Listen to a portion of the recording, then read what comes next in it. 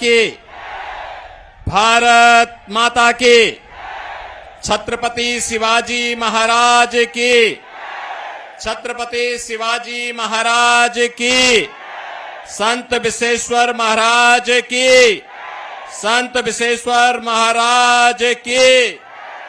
जय श्री राम, जय जय श्री राम। मंच पर उपस्थित भारतीय जनता पार्टी के प्रदेश के अध्यक्ष, अत्यंत कर्मठ कार्यकर्ता श्री चंद्रशेखर बावनकुले जी, सांसद सोलापुर श्री जय सिद्धेश्वर महास्वामी, मंच पर उपस्थित यहां के विधायक श्री सुभाष देशमुख, श्री विजय कुमार देशमुख जी, श्री सचिन को कल्याण शेट्टी जी, माननीय मंत्री चंद्रकांत दादा पाटिल जी, भारतीय जनता पार्टी के जिला के अध्यक्ष श्री नरेंद्र काले जी, लोकसभा के संयोजक विक्रम देशमुख जी, लोकसभा के भारतीय जनता पार्टी के प्रत्याशी श्री राम सतपुते जी, संतोष पवार जी, मनीष काले जी, और अभी मेरे साथ ही आज के इस कार्यक्रम में यहां पर उपस्थित महाराष्ट्र सरकार के मंत्री, शिवसेना के उपनेता माननीय श्री गुलाबराव पाटिल जी, भारतीय जनता पार्टी, एनसीपी, शिवसेना और एनडीए गठबंधन से जुड़े हुए हमारे सभी पदाधिकारीगण, भारी संख्या में सोलापुर की इस प्रतिष्ठित लोकसभा सीट पर उपस्थित मेरे सभी उपस्थित बहनों और भाइयों, एक ऐसी पावन भूमि जिसके मध्य में रेवण सिद्ध, पश्चिम में भागवत का पंढरपुर, पूरब में स्वामी समर्थ जी का कलकोट, उत्तर में आई भवानी का तुलजापुर और दक्षिण में गुरुदेव दत्त जी का गणनापुर स्थित है। ऐसी पावन धरा को कोटि कोटि नमन करते हुए मैं आप सभी का हृदय से अभिनंदन करता हूं, सादर अभिवादन करता हूं। बहनों और भाइयों, मैं उत्तर प्रदेश मर्यादा पुरुषोत्तम प्रभु श्री राम की पावन धरा से आपके बीच में कुछ अनुरोध करने के लिए आया हूं। सबसे पहले तो मैं आपका अभिनंदन और आपका स्वागत करता हूं और आपका आभार भी व्यक्त करता हूं कि श्री राम जन्मभूमि आंदोलन के दौरान महाराष्ट्र के हमारे सभी भाजपा शिवसेना के कार्यकर्ताओं ने, महाराष्ट्र के हमारे वीर कार्यकर्ताओं ने जिस आंदोलन में बढ़ चढ़ करके भाग लिया और उस दौरान राम जन्मभूमि मुक्ति के उस आंदोलन के साथ जुड़ करके सफलता अर्जित की, आज प्रधानमंत्री मोदी जी के प्रयास से और आप सबके सहयोग से अयोध्या में भगवान राम का भव्य मंदिर बन गया है। अयोध्या में प्रभु राम का यह भव्य मंदिर हम सब भारतवासियों के लिए भव्य भारत के राष्ट्र मंदिर का एक चित्रण प्रस्तुत करता है।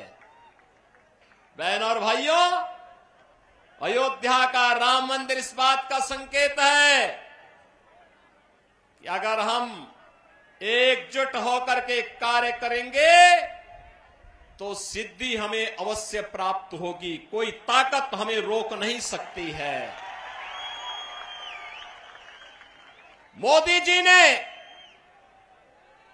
प्रधानमंत्री मोदी जी ने 10 वर्षों तक इस देश के अंदर अथक प्रयास करके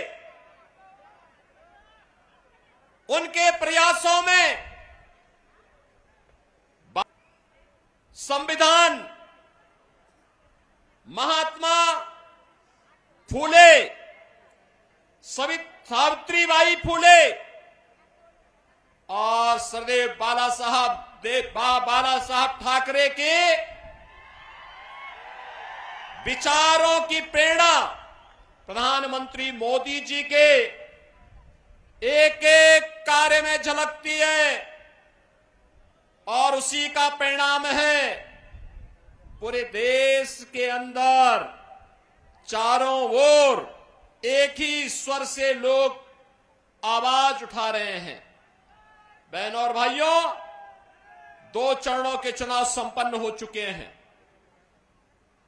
543 में से 191 सीटों पर चुनाव हो गए हैं। उत्तर, दक्षिण, पूरब, पश्चिम चारों ओर मुझे जाने का अवसर प्राप्त हुआ। कल ही मैं वेस्ट बंगाल में था।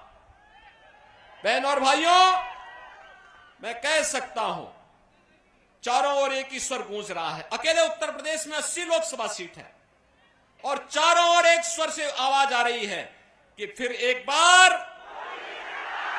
बार मोदी सरकार का, ये मोदी सरकार का जो स्वर गूंज रहा है वैसे ही नहीं गूंज रहा है। 10 वर्ष तक बाबा साहब भीमराव अंबेडकर के संविधान की पूजा करते हुए, महात्मा फूले के सामाजिक न्याय को अंगीकार करते हुए, सावित्रीबाई फूले के महिला सशक्तिकरण के अभियान को आगे बढ़ाते हुए और सरदेव बाला साहब ठाकरे के हिंदुत्व की प्रचंड ज्वाला को आगे बढ़ाते हुए जो सिंहनाद मोदी जी ने किया है, आज उसका परिणाम हम सबके सामने है। 140 करोड़ भारतवासियों का दुनिया के अंदर सम्मान बढ़ा है। भारत की सीमाएं सुरक्षित हुई हैं। एक सुरक्षित भारत किस रूप में सुरक्षित हुआ है? आज कोई भी देश, कोई भी दुश्मन भारत की सीमा का अतिक्रमण नहीं कर सकता। आतंकवाद, नक्सलवाद समाप्त। अगर कहीं जोर से पटाखा भी फूटता है तो पाकिस्तान पहले सफाई देता है कि मेरा हाथ नहीं है, क्योंकि से मालूम है ये नया भारत है, छेड़ता नहीं है। लेकिन अगर कोई छेड़ेगा तो फिर उसको छोड़ता भी नहीं है। ये नया भारत है। ये कांग्रेस के समय का भारत नहीं है कि कोई एक थप्पड़ मारता था तो वो कहता था अरे रुक जाओ यार, देखो कहीं माहौल खराब ना हो जाए। ऐसा नहीं है। अगर कोई थप्पड़ मारेगा तो जोरदार घूंसे से उसका जबड़ा तोड़ने की हिम्मत आज का भारत रखता है। और इसलिए बहनों और भाइयों, मैं आज आप सबको यही कहने के लिए आया हूं,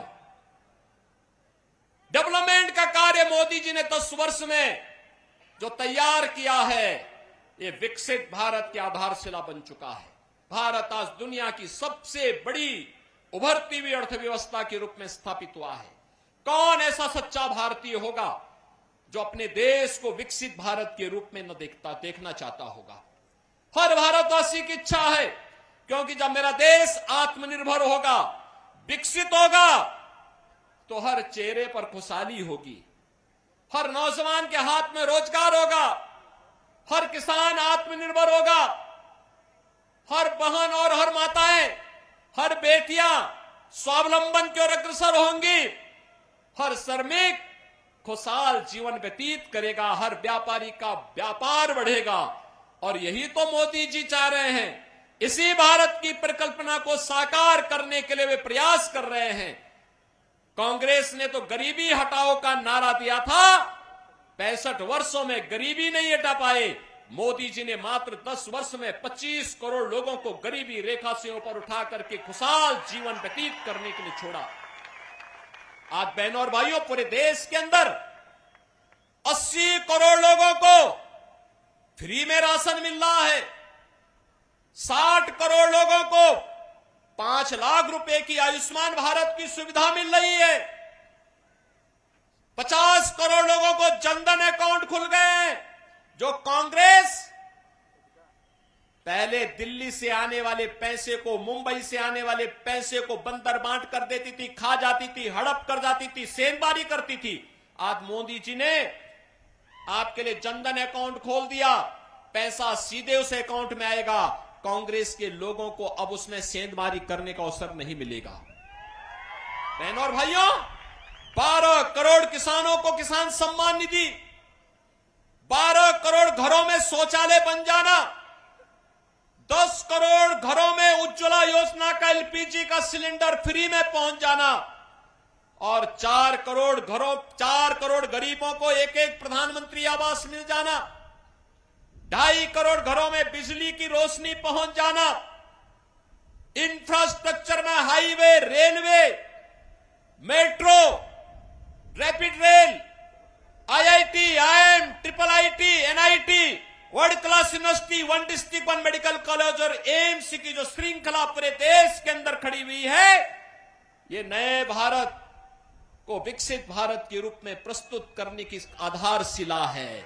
और इसीलिए आज मैं कहने के लिए आया हूं, बहनों और भाइयों, विकास भी है, गरीब कल्याण भी है, सुरक्षा भी है, सम्मान भी है और उससे भी बढ़कर के है आपकी आस्था का सम्मान। क्या अयोध्या में प्रभु रामलला का मंदिर एक कांग्रेस के लोग बना पाते क्या? ये लोग बना पाते क्या? इनसे उम्मीद करते हैं क्या?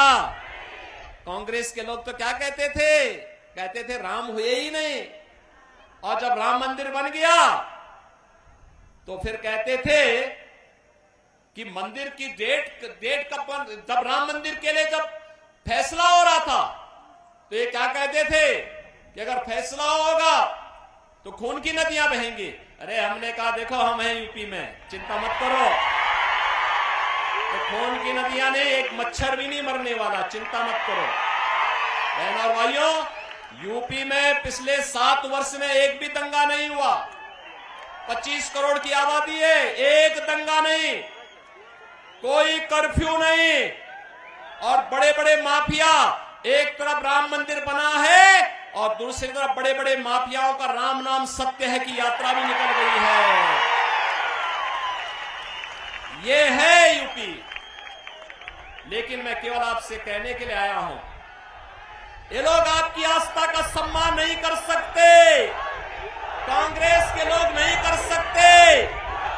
जो लोग आपको गुमराह कर रहे हैं बहनों और भाइयों, ये वही कांग्रेस है जिसने राम के अस्तित्व पर प्रश्न खड़ा किया था, और यही कांग्रेस है जिसने हिंदुओं को अपमानित करने के लिए हिंदू आतंकवाद का शब्द भी दिया था। हिंदू आतंकवाद, क्या हिंदू आतंकवादी होता है क्या? ये कांग्रेस के लोगों को क्या हो गया था? यूपीए की सरकार थी और तब इन्होंने हिंदू आतंकवाद शब्द भी दिया था। और आप याद करिए कौन व्यक्ति था देश का गृह मंत्री उस समय, याद करिए। उसी के परिवार के लोग आज चुनाव लड़ने के लिए यहां पर अपने खूनी पंजे के साथ आपके बीच में आए होंगे, और उसी से सावधान करने के लिए मैं आपके बीच आया हूं, आपसे कहने के लिए। उस समय इन्होंने कहा था, जब मालेगांव के विस्फोट हो रहे थे, तब इन्होंने कहा था इसमें योगी आदित्यनाथ का भी नाम होगा, हम सीबीआई का रेड कराएंगे। हमने कहा एक बार प्रमाण के साथ भेजना मेरे पास थोड़ा। अपने कृत्यों पर इनको कभी पश्चाताप नहीं होगा। और बहनों और भाइयों, हिंदुओं को अपमानित करने के लिए, हिंदू आस्था पर कुठाराघात करने के लिए इन्होंने क्या कुछ नहीं किया है। कांग्रेस चाहती तो 65 वर्षों तक शासन करने का उसे अवसर मिला था। वह भारत को दुनिया की एक बड़ी ताकत बना सकती थी, देश को नक्सलवाद आतंकवाद से मुक्त कर सकती थी। लेकिन आतंकवाद की जड़ कांग्रेस, देश के अंदर नक्सलवाद की समस्या कांग्रेस ने दी, गरीबी कांग्रेस ने दी, भ्रष्टाचार कांग्रेस ने दिया, देश की सुरक्षा में सेंध कांग्रेस ने लगाया। और अब तो कांग्रेस अपने घोषणा पत्र के माध्यम से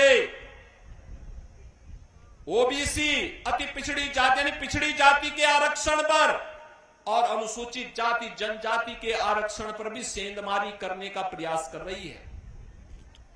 कांग्रेस का घोषणा पत्र बताता है, वह कांग्रेस का घोषणा पत्र क्या कहता है? कांग्रेस का घोषणा पत्र इस बात की पुष्टि करता है कि यूपीए सरकार के समय कांग्रेस ने यही प्रयास किया था। उस समय उसने जस्टिस रंगनाथ मिश्रा के नेतृत्व में एक कमेटी बनाई थी और कमेटी ने कहा था कि पिछड़ी जाति के लोगों को मिलने वाले 27% आरक्षण में से 6% मुसलमानों को दे देना चाहिए। क्या हम अपने पिछड़ी जाति के लोगों के हक को किसी दूसरे को बांटने देंगे क्या? हिंदुओं का आरक्षण किसी को मिलना चाहिए क्या? और सच्चर कमेटी गठित करके इन्होंने मुसलमानों की कुछ जातियों को अनुसूचित जाति में शामिल करने का प्रयास किया था। वो तो भारतीय जनता पार्टी थी, विरोध किया था, तब ये बच पाया था। आज गुमराह कर रहे हैं कांग्रेस के लोग। ये अनुसूचित जाति, जनजाति और पिछड़ी जाति के आरक्षण में सेंध लगाने के लिए आज कांग्रेस ने साजिश रच दी है और इसीलिए अब वह तमाम प्रकार के झूठ का सहारा ले रही है। और बहनों और भाइयों, मैं इसीलिए आपसे कहना चाहता हूं, कांग्रेस के नेतृत्व में जो महागठबंधन बना है देश के अंदर, बहनों और भाइयों, ये देश की महासमस्या है। इस समस्या को जितनी जल्दी आप अपने से दूर कर पाएंगे, देश उतनी तेजी के साथ आगे बढ़ पाएगा। ये भारत के विकास का बैरियर है। ये आतंकवाद, नक्सलवाद की समस्या में सबसे बड़े बैरियर है। ये देश के अंदर आपको बांटेंगे। पहले कांग्रेस गुमराह करने के लिए क्या कार्य कर रही है, इसके लिए इसने आपको क्या एक झुंझुना पकड़ाया है। ये कह रही है हम पहले जातीय जनगणना करेंगे, जातीय जनगणना करके हिंदुओं की जातियों को आपस में लड़ाएंगे, फिर आपस में लड़ाने के बाद जब आरक्षण का मुद्दा इनके मुद्दे से अलग हो जाएगा, उसमें लोगों का ध्यान आपस में लड़ने में ही हिंदू लड़ने लग जाएगा, तो उसके बाद चुपचाप आपके हक पर ये उसको मुसलमानों को देने का काम करेंगे और फिर भारत के इस्लामीकरण का, तालिबानीकरण की एक रूपरेखा अपने घोषणा पत्र के अनुसार कांग्रेस तैयार कर देगी। हमें कांग्रेस के इस मंसूबे को सफल नहीं होने देना है। बहनों और भाइयों, इस देश का फिर से मजहब के आधार पर बंटवारा नहीं होने देना है और इसके लिए चाहे कोई भी कुर्बानी देनी पड़े, हमें इसके लिए अपने आप को तैयार करना है। और इसीलिए हम आए हैं। आज जो परिवर्तन आपको देश के अंदर देखने को मिल रहा है, ये परिवर्तन का नेतृत्व करता, इसके सारथी हैं देश के प्रधानमंत्री मोदी जी। और आज हमारा दायित्व बनता है 10 वर्ष तक बिना रुके, बिना डिगे, बिना झुके मोदी जी ने देश के विकास के लिए 24 घंटे 365 दिन लगातार 10 वर्ष तक काम किया है।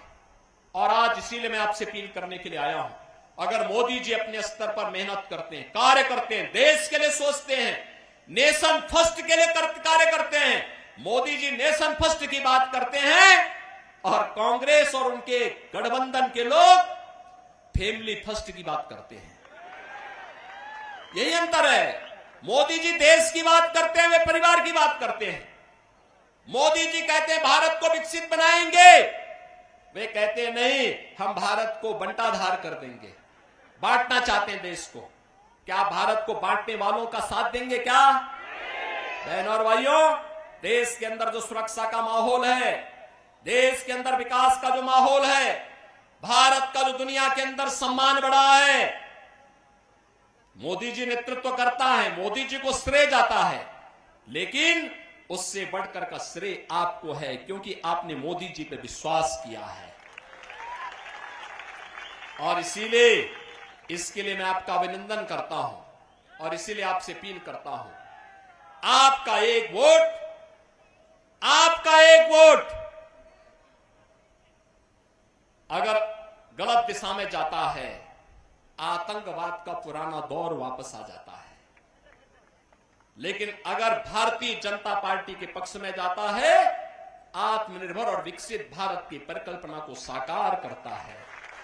जहां राम मंदिर भी है, जहां बाबा साहब भीमराव अंबेडकर के पंचतीर्थ भी हैं, जहां पर भारत की आस्था के प्रतीक पूज्य संतों का सम्मान भी है, और जहां पर गांव गरीब सबके विकास की, सबका साथ और सबके विकास की भावनाओं के अनुरूप कोई नहीं कह सकता कि मोदी जी ने 10 वर्ष में किसी का चेहरा देखकर की योजना का लाभ दिया हो। भारत का नागरिक हो, जरूरतमंद हो, उनको योजना का लाभ मिलना चाहिए। मोदी जी ने पहले दिन कहा सबका साथ सबका विकास, तो सबका साथ और सबके विकास में कहां से बात आती है, कहां से संविधान बदलने की बात आती है? मोदी जी तो बाबा साहब भीमराव अंबेडकर के संविधान की पूजा करते हैं। याद करिए, जब भारत का नया संसद बन रहा था, मोदी जी बाबा साहब भीमराव अंबेडकर जी के संविधान को सिर पे रख करके लेके जा रहे थे, कह रहे थे हमारे भारत का सबसे पवित्र ग्रंथ है, स्वतंत्र भारत का सबसे पवित्र ग्रंथ है। क्या कांग्रेस के लोगों ने कभी ये काम किया? कभी नहीं किया, करेंगे भी नहीं। इन्होंने तो बाबा साहब भीमराव अंबेडकर का चित्तापान कांग्रेस ने किया, किसी और ने किया ही नहीं होगा। और इसलिए बहनों और भाइयों, इनके बहकावे में आने की आवश्यकता नहीं। याद रखना, जिन लोगों ने राम मंदिर के मार्ग में रोड़े अटकाए हैं, जिन लोगों ने हिंदुओं को आतंकवादी कहा है, हमारा वोट अगर उनकी तरफ जाता है तो बहनों और भाइयों, आने वाली पीढ़ी कभी हमें माफ नहीं करेगी, कभी माफ नहीं करेगी। और इसीलिए मैं आपसे अपील करने के लिए आया हूं, पूरे देश के अंदर जो आवाज है, एक ही आवाज है, एक ही स्वर है, जो राम को लाए हैं हम उनको, जो राम को लाए हैं हम उनको लाएंगे। और मोदी जी 500 वर्षों के बाद प्रभु राम को अयोध्या में विराजमान कराए हैं। और इसीलिए मैं आप सबसे अपील करूंगा कि मोदी जी को फिर से हम देश की सत्ता सौंपेंगे, ये सोलापुर का संकल्प होना चाहिए। सहमत हैं? सहमत हैं? सभी लोग सहमत हैं? श्री राम भाई सतपुते को भारी बहुमत से विजयी बना के भेजेंगे, लेकिन आपको घर घर जाना पड़ेगा, मोदी जी का प्रतिनिधि बन करके जाना पड़ेगा। जाएंगे?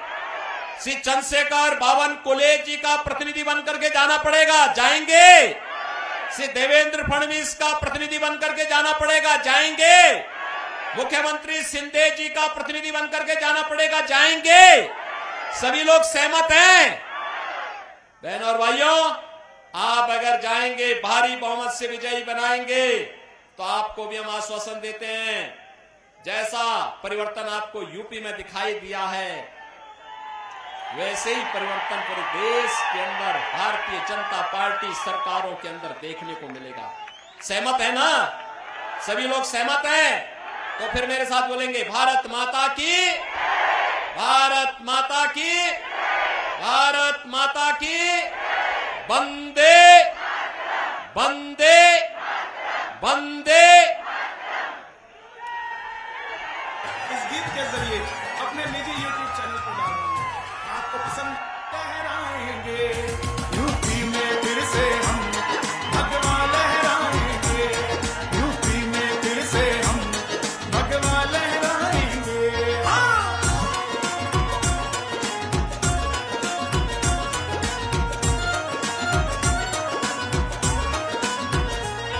योद्धा भी सजा दी है, काशी भी सजा दी है, योद्धा भी सजा दी है, काशी भी सजा दी है।